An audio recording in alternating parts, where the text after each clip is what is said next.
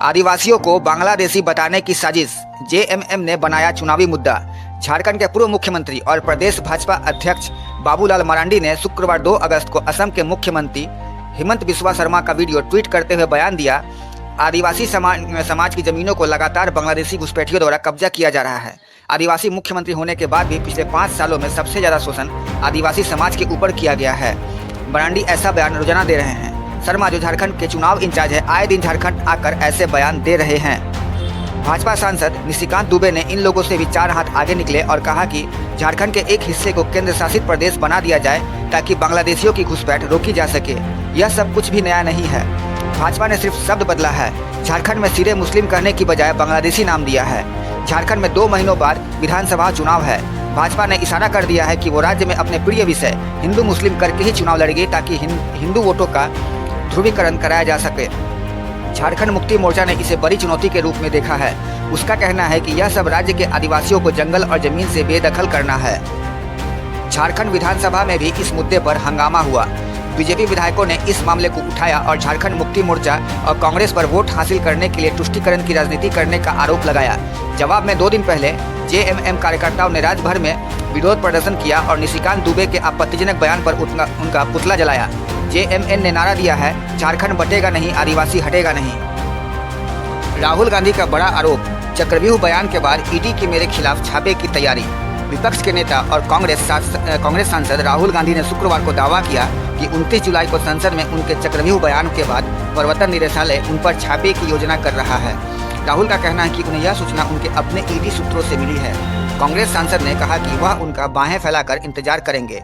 राहुल गांधी ने एक्स पर शुक्रवार को लिखा, स्पष्ट है कि 2 in 1 को मेरा चक्रव्यूह भाषण पसंद नहीं आया।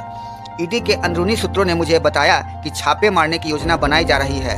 खुले हाथों से इंतजार कर रहा हूँ। चाय और बिस्कुट मेरे पास है। यहाँ यह बताना जरूरी है कि 2 in 1 का इस्तेमाल मोदी और शाह के लिए किया गया है। राहुल गांधी ने 29 जुलाई को लोकसभा में केंद्रीय बजट 2024 पर धमाकेदार भाषण देते हुए सीधे प्रधानमंत्री नरेंद्र मोदी पर हमला किया था। उन्होंने कहा कि देश के किसान, श्रमिक और युवा भयभीत हैं। राहुल गांधी ने यह कहने की हिम्मत दिखाई कि 6 लोग देश को नियंत्रित कर रहे हैं। राहुल गांधी ने कहा था, हजारों साल पहले अभिमन्यु को चक्रव्यूह में 6 लोगों ने मारा था। चक्रव्यूह का दूसरा नाम है पद्मव्यूह, जो कमल के फूल के शेप में होता है। इसके अंदर डर और हिंसा है। 21वीं सदी में एक और चक्रव्यूह तैयार किया गया है जो अभिमन्यु के साथ हुआ, वही भारत के साथ किया जा रहा है। उन्होंने आगे कहा, अभिमन्यु को चक्रव्यूह में 6 लोगों ने मारा था। आज भी चक्रव्यूह के बीच 6 लोग हैं। ये 6 लोग नरेंद्र मोदी, अमित शाह, मोहन भागवत, अजित डोभाल, अडानी और अंबानी हैं। प्रधानाचार्य ने छात्र को कॉलेज से निकाला। बरेली से हैरान कर देने वाली खबर सामने आई है। सेंथल में दाढ़ी रखकर इंटर कॉलेज पढ़ने आए छात्र को बाहर निकालने का मामला सामने आया है। छात्र के बड़े भाई ने मामले में मुख्यमंत्री और जिलाधिकारी से भी शिकायत की है। इसका वीडियो वायरल हो रहा है। मोहल्ला नई बस्ती निवासी जिसान अली ने बताया कि उसका छोटा भाई फरमान अली एक इंटर कॉलेज में कक्षा 9वीं का छात्र है। आरोप है कि प्रधानाचार्य छात्र पर पिछले 1 माह से दाढ़ी कटवाने का दबाव बना रहे हैं। न काटने पर कॉलेज में नाम काटने और कक्षा में फेल करने की धमकी भी दे रहे हैं। जिसान ने बताया कि फरमान 31 जुलाई को कॉलेज गया तो प्रधानाचार्य ने उसे कक्षा में बैठने से मना कर दिया। दाढ़ी रखकर इंटर कॉलेज आए छात्र से प्रधानाचार्य बोले कि यह कॉलेज है, मदरसा नहीं, दाढ़ी कटाओ, यहाँ ऐसे नहीं पढ़ सकते। इतना कहते हुए प्रधानाचार्य ने उसे बाहर निकाल दिया। साथ ही दाढ़ी के साथ कॉलेज में आने पर प्रतिबंध लगा दिया। इसका वीडियो सोशल मीडिया पर वायरल हो रहा है। इस मामले में छात्र के भाई ने जिलाधिकारी व मुख्यमंत्री पोर्टल पर शिकायत कर कार्रवाई की मांग की है। छात्र ने इसकी जानकारी घर आकर भाई को दी तो वह उसको लेकर कॉलेज गए तो प्रधानाचार्य ने 2 टूक कह दिया कि यह मदरसा नहीं, कॉलेज है। यहाँ दाढ़ी रखकर विद्यार्थियों को नहीं पढ़ा सकते, दाढ़ी कटवानी होगी, यही शासन का आदेश है। नहीं कटाई तो नाम काट दिया जाएगा। जब छात्र के भाई जिसान ने प्रधानाचार्य से शासन का आदेश दिखाने को कहा तो प्रधानाचार्य ने दोनों को कॉलेज से बाहर कर दिया। दिल्ली हाईकोर्ट ने यूपीएससी कोचिंग सेंटर में मौतों की जाँच सीबीआई को सौंपी। यूपीएससी कोचिंग सेंटर में हुई मौतों की जाँच सीबीआई करेगी। दिल्ली उच्च न्यायालय ने शुक्रवार को इस मामले को दिल्ली पुलिस से सीबीआई को सौंप दिया। यूपीएससी उम्मीदवारों की मौत पर दिल्ली नगर निगम यानी एमसीडी और दिल्ली पुलिस को फटकार लगाते हुए अदालत ने कहा, यह समझ में नहीं आ रहा है कि यूपीएससी के 3 उम्मीदवार कैसे डूब गए। यह एक आम बात हो गई है और एमसीडी के अधिकारियों को इसकी कोई परवाह नहीं है। हाईकोर्ट ने एमसीडी अधिकारियों से पूछा कि उन्होंने राजेंद्र नगर में खराब हो रहे स्टार्म वाटर ड्रेन के बारे में कमिश्नर को क्यों नहीं बताया। अदालत ने अधिकारियों पर तंज भी किया और कहा, शुक्र है कि आपने बेसमेंट में घुसने वाले बारिश के पानी का चालान नहीं किया, जिस तरह से आपने एसयूवी ड्राइवर को वहां कार चलाने के लिए गिरफ्तार किया।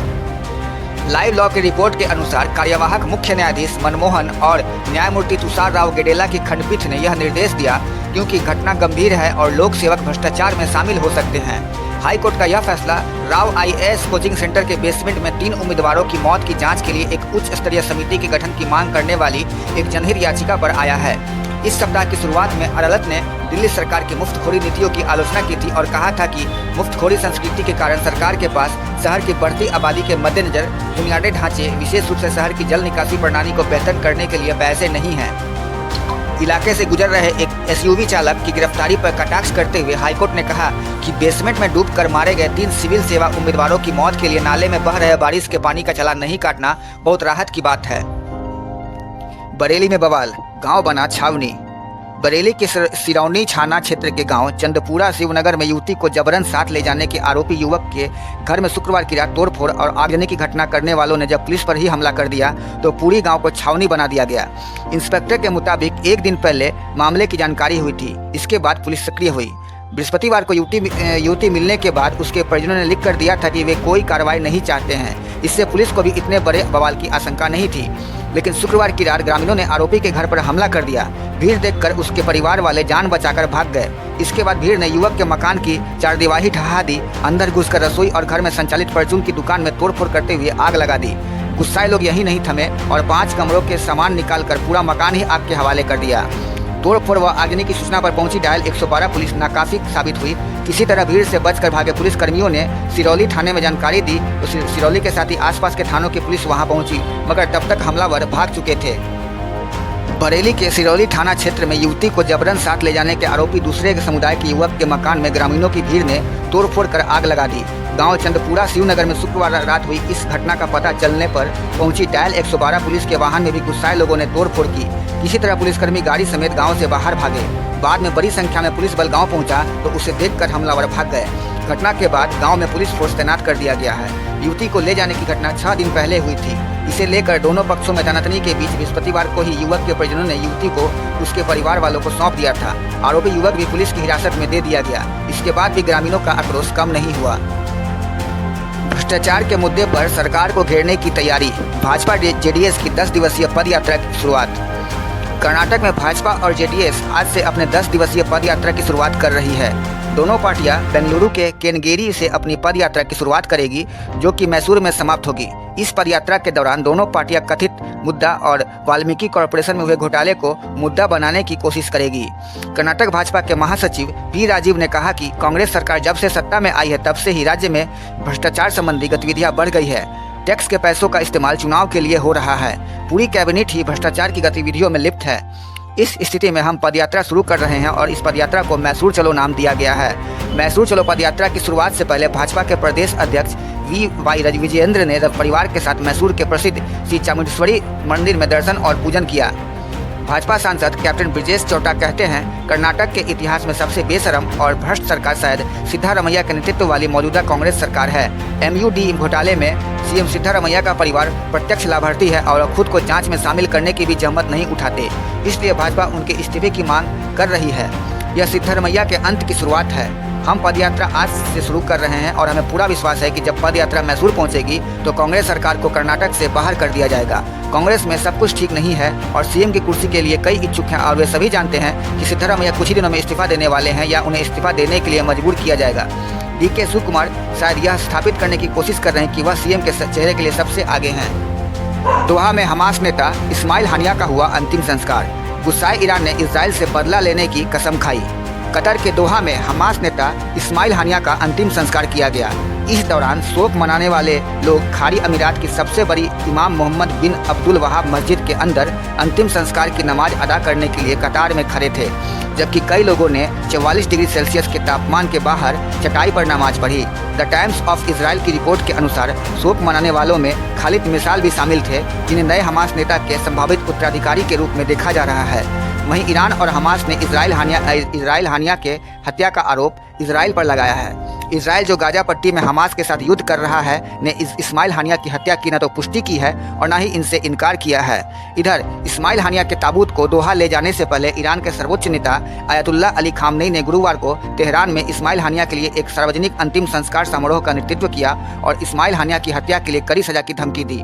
न्यूयॉर्क टाइम्स के अनुसार इससे पहले बुधवार को आयतुल्ला अली खामनेई ने ईरान को तेहरान में हमास नेता इस्माइल हानिया की हत्या के प्रतिशोध में सीधे इसराइल पर हमला करने का आदेश दिया। आयतुल्ला अली खामनेई ने ईरान की सर्वोच्च राष्ट्रीय सुरक्षा परिषद की एक आपातकालीन बैठक में यह आदेश दिया।